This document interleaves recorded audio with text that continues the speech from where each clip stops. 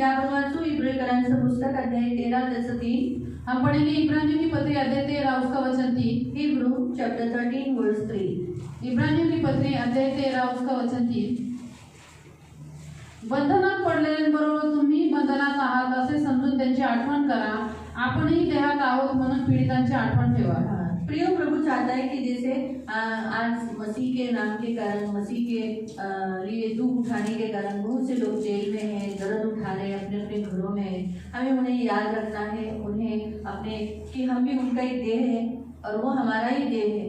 तो हमारे देह में कहीं पर भी दर्द होता है तो हम कैसे सारे देह में दर्द होता है ना, तो वैसे ही हमें भी क्या करना है, उन्हें याद रखकर अपनी प्रार्थनाओं में हमें स्मरण करना है। आणि प्रियांनो, आपण जसं बघतो की ख्रिस्तामध्ये खूप सारे लोक आहेत पण जे बंधनात आहेत, जेलमध्ये आहेत, तर आपल्याला हे स्मरण ठेवायचं की जसं आपल्याला दुःख होतं, त्रास होतो तसं त्यांनाही होतं। का होतं? कारण की आपण सर्वजण एक देह आहोत, म्हणून आपण त्यांना स्मरण ठेवून प्रार्थनेमध्ये त्यांच्यासाठी आठवण ठेवून त्यांच्यासाठी प्रार्थना करायची। यो मत्ती अध्याय 14 में हम देखते हैं कि यूहन्ना बपतिस्मा देने वाले को जेल में डाला गया था। आणि प्रियांनो, मत्ती अध्याय 14 मध्ये आपण बघतो की जो बपतिस्मा देणारा योहान होता त्याला तुरुंगात टाकलेलं होतं। ये बात सुनने के बाद यीशु मसीह क्या करने लगे? यीशु मसीह ज्यादा प्रचार करने लगे, वो खुद प्रचार करने लगे और बपतिस्मा देने लगे। आणि हे सगळं ऐकल्यानंतर प्रभू येशू स्वतः प्रचार करायला लागला आणि बपतिस्मा द्यायला लागला। तो प्रचार का काम तो कभी भी बंद नहीं होता किसी के जेल में जाने से।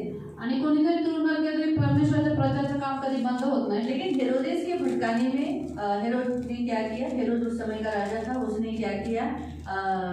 उसने यूहन्ना बपतिस्मा देने वाले का सिर कटवा दिया। आणि हेरोद त्या काळाचा राजा होता, तो भटकवण्यात आला, त्यांनी जो बपतिस्मा देणारा योहान होता त्याचं डोकं कापलं। और ये बात सुनते ही देखो हम पढ़ते हैं 13वें वचन में 14 का 13। आणि मत्ती अध्याय 14 च्या 13 वचनामध्ये आपण वाचतो, मैथ्यू 14 वर्स 13।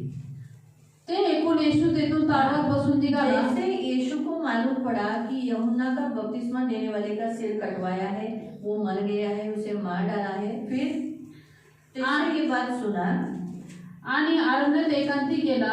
वो क्या हुआ? नाव पर चढ़कर ऐसे एक कोई जगह पर, सुनसान जगह पर गया।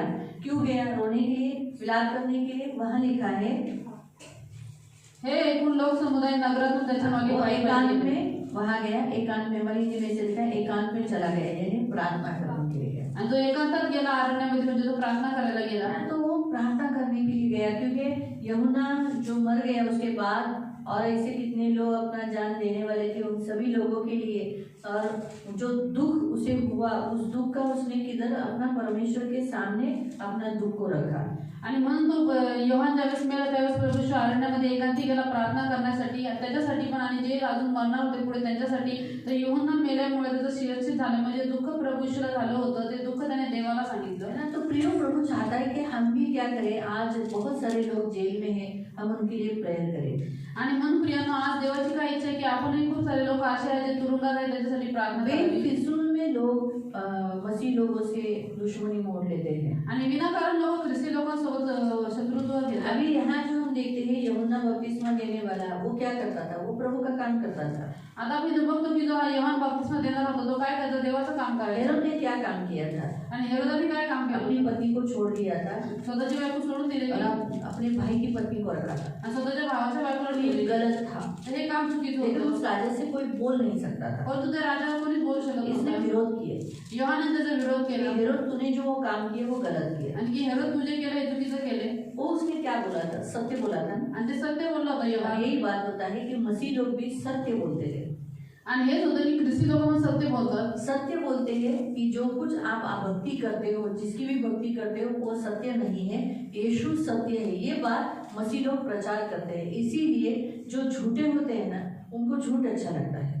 आणि म्हणून ख्रिस्ती लोक पण प्रचार करतात की जे काही तुम्ही करता ते खोटं आहे आणि प्रभू येशू खरा आहे, आणि म्हणून लोक त्यांचा विरोध करतात। पण जे खोटे लोक असतात त्यांना खोटंच खूप आवडतं, उनके जैसा उन्हें अच्छा लगता है आणि त्यांच्यासारखं त्यांना आवडतं ना। तो अक्सर लोग क्या सोचते हैं, जैसा मैं हूँ वैसे ही सामने वाला है। आणि नेहमी लोक विचार करतात की जसं मी आहे तसे समोरचे व्यक्ती सब ऐसे ही सोचते हैं। असंच अगर मैं सगळं चालू हूँ जर मी चालू तो आहे ऐसा लगेगा आप भी चालू हो। तर मला असं वाटतं की तुम्ही लोक पण चालू आहात। मेरा बाहर लफड़ा होगा, माझं जर बाहेर लफडा मुझे असेल ऐसा लगेगा आप सबका भी लफड़ा है। आणि मला असं वाटतं की तुम्हा सगळ्यांचं लफडे बाहेर। अगर मुझे लगता है मैं अच्छी हूँ, आणि जर मला वाटतं मी चांगली मुझे आहे लगेगा आप लोग भी बहुत अच्छे हो। तर मला असं वाटतं की तुम्ही लोक खूप इस चांगले बुरे आहेत। आदमी को भी मैं अच्छा ही समझूंगी। मग वाईट व्यक्ती पण मी चांगलं समजेल। क्यों?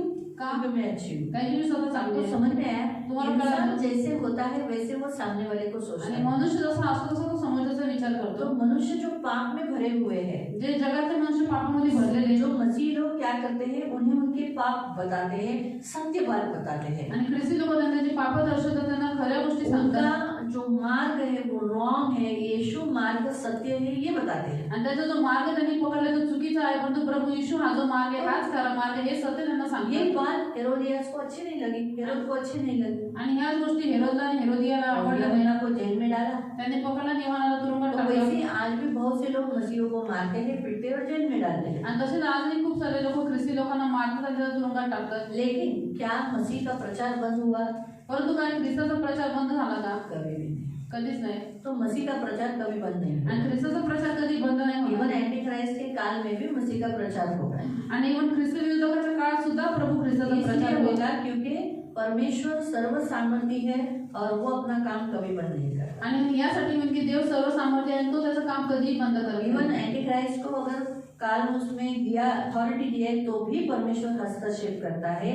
परमेश्वर की मर्जी के बिना वो कुछ नहीं कर सकता, क्योंकि वो सर्वव्यापी, सर्वज्ञानी, सर्व सामर्थ्य है, उसकी अथॉरिटी है, वो शासक है, ये वो बात बताता है। आणि म्हणून ख्रिस्ती विरोधकाला काही काळ जरी नेमून दिलेला असला तरी सुद्धा परमेश्वर त्याच्यामध्ये हस्तक्षेप करून आपल्या विपत्त्या टाकल का करल, कारण की देव सर्वव्यापी, सर्वज्ञानी, तो सर्व सामर्थ्य, तो सर्व काही करू शकतो हे देवाला सांगायचं आहे. यूहन्ना ने कोई गलत बात नहीं की थी। आणि योहानने काही चुकीचं बोललं वो नव्हतं. राजा था, आणि तो राजा ऐसा करेगा तो प्रजा के सब लोग भी ऐसे ही आणि करेंगे। हेरोद राजा होता जर त्याने असं केलं प्रजा पण सगळे सब असेच अपनी करतील. पत्नी को छोड़ देंगे सगळे सगळे आपल्या और अपनी बायकोला भाई सोडतील. की पत्नी को रख लेंगे। आणि स्वतःच्या भावाच्या बड़ा बायकोला व्यभिचार होगा।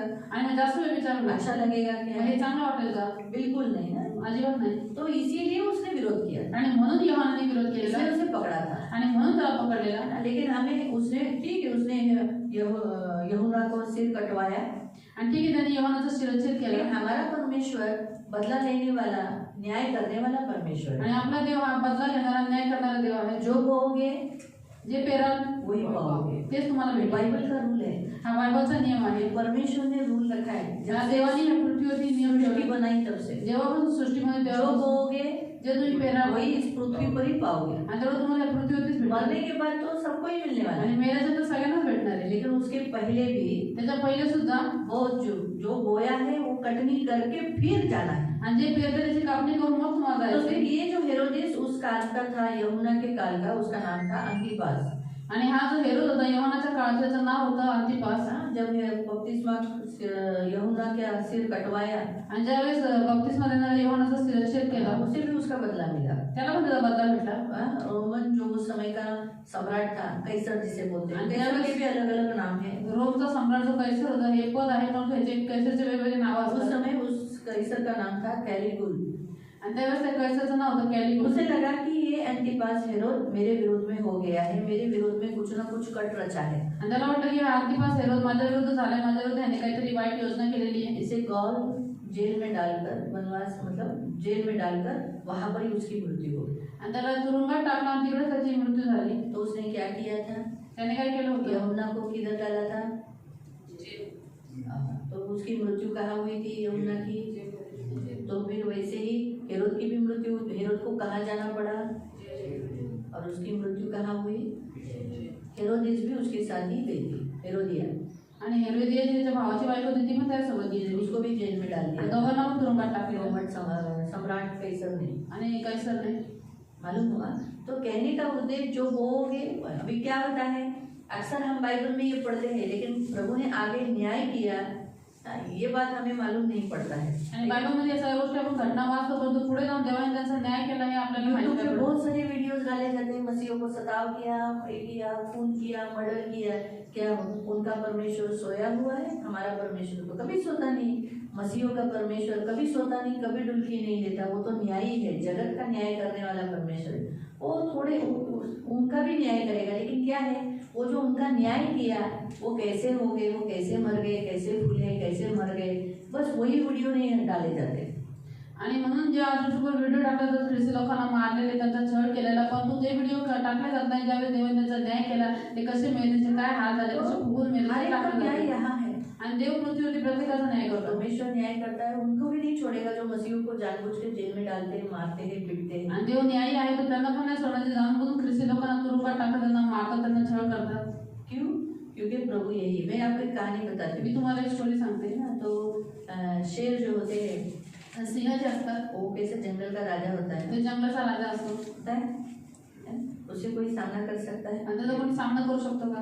उसी वैसा उसका ऐसा ऐसा देख, वो बैठा भी रहेगा तो भी लोग डरते हैं। आणि तो बसलेला असतो तरी सुद्धा त्याला बघून लोक घाबरतात. इसलिए तो बाइबल में लिखा है इस्राएल कैसे है, सिंह सिंह के समान आणि है। म्हणून बायबलमध्ये लिहिले की इस्रायल हा सिंह आणि सिंहानी सारखा आहे. मसीह लोग भी वैसे ही है। आणि ख्रिस्ती लोक पण तसे ये करतात. हमारा यहूदा का जो बब्बर राजा जो है वो कौन है? सिंह। आणि म्हणून आपला प्रभू येशू कोण आहे? यहूदाचा हम सिंह सब कौन आहे. है? आपण सर्व कोण आहोत? सिंह है। आणि सिंह आहोत. सिंह के बच्चे आणि सिंहाचे सिंह मुलं होते हैं सिंहच ना? असतात. तो आप कौन हो? लायन हो, सिंह हो, मालूम हुआ?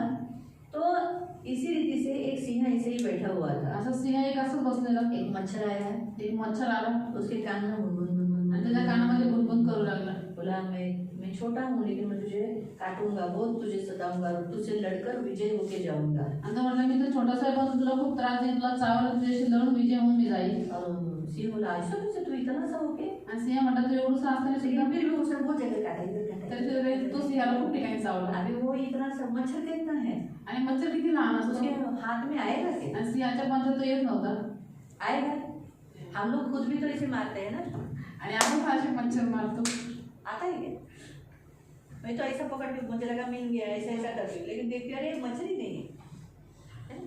होता है ना, काट के इधर जाता है, इधर काट के कुठं पण चावून जातो आपल्याला. इधर काट के जाता है, कभी कभी इधर ही बैठा रहता है। और बेचारा हम लोग को मालूम भी नहीं, वो है इतना छोटा सा, मालूम भी नहीं पड़ता उसका वजन, तो मालूम नहीं पड़ता। काट के जाने के बाद अयो काट आ गया, फिर ऐसा खुजाते रहते, बेचारे उसको बहुत सताया और उड़ के चला गया। आणि त्या सिंहाने त्याने खूप त्रास दिला आणि उडून निघून गेला. उसने देखा अरे लायन खुजला रहा है, त्याने पाहिजे काय सिंह आता खाजवतोय. वो तकलीफ में बहुत खुश हो गई, आणि आनंद से वो उड़ के जा रहा था, आणि त्या आनंदाच्या भरात तो उडत चाललेला. लेकिन आगे उसके लिए न्याय रखा था। पण तो पुढे त्यासाठी न्याय ठेवलेला. लकड़ी का जाला था, उसमें अटक गए आणि एक सुताराचं जाळ होतं त्याच्यामुळे तो अडकला और वो मर गए। आणि मेला.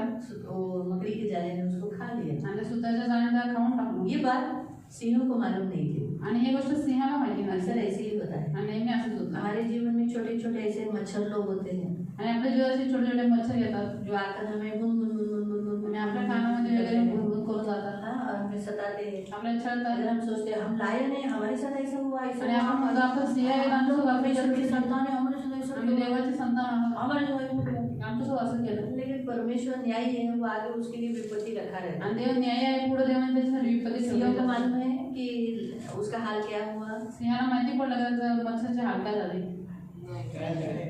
तो वैसे ही प्रियो मसीहों को भी मालूम नहीं जो उसको चलते हैं उनका हाल क्या होता है। तसं ख्रिस्ती लोकांना माहिती आहे की जे त्यांना त्रास आहे त्यांचे हाल काय तो होतात. उनका न्याय है, त्यांचा न्याय उनका आहे, मरना है। त्यांचा न्याय सारा निघाला. हेरोद राजा को नहीं छोड़ा परमेश्वर, देवाने हेरोद राजा असून त्याला सोडला उसको नाही. भी जेल में डाला त्याला पण तुरुंगात टाकला और उसको भी वहीं पर मृत्यु दी। आणि तिथं पण त्याला पण तुरुंगातच मृत्यू दिली. खाना नहीं, पानी नहीं, सड़ना, कपड़े नहीं, हालत खराब हो गई उसकी। आणि जेवण नाही, पाणी नाही, कपडे नाही, एकदम तो हालत खराब झाली. परमेश्वर यही पर है। तर देव इथेच आहे.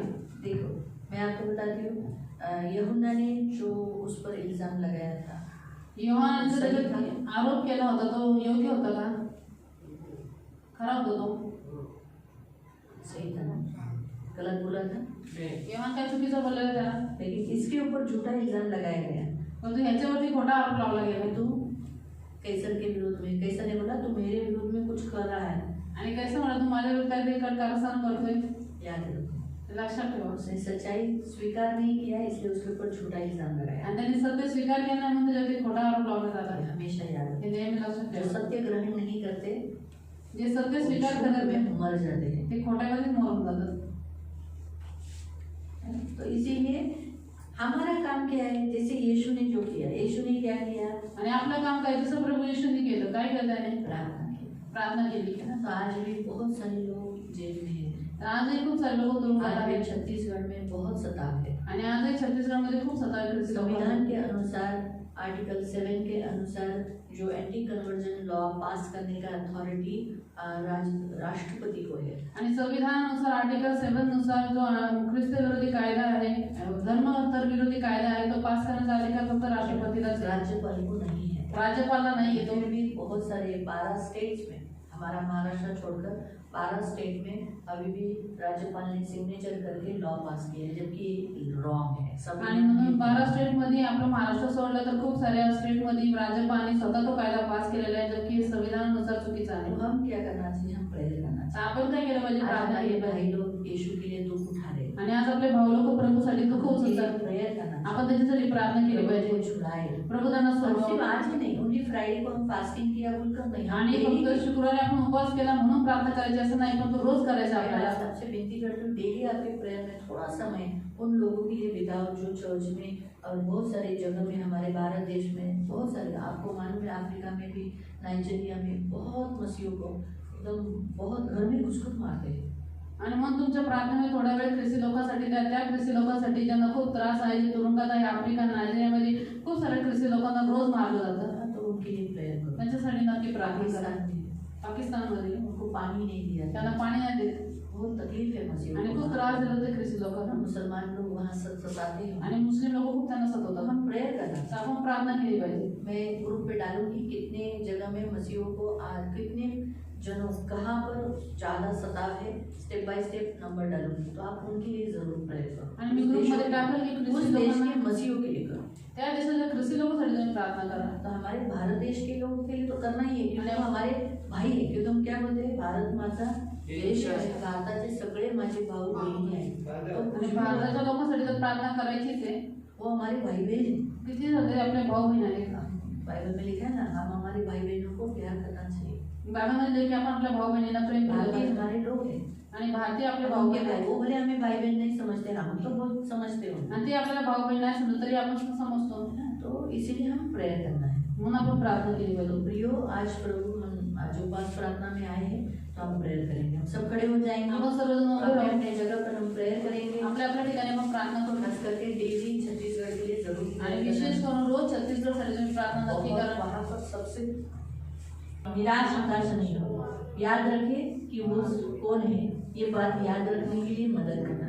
धन्यवाद देते पिता, आपका लहू लगाते आपके पंख में सुरक्षित रखना, यीशु के नाम से।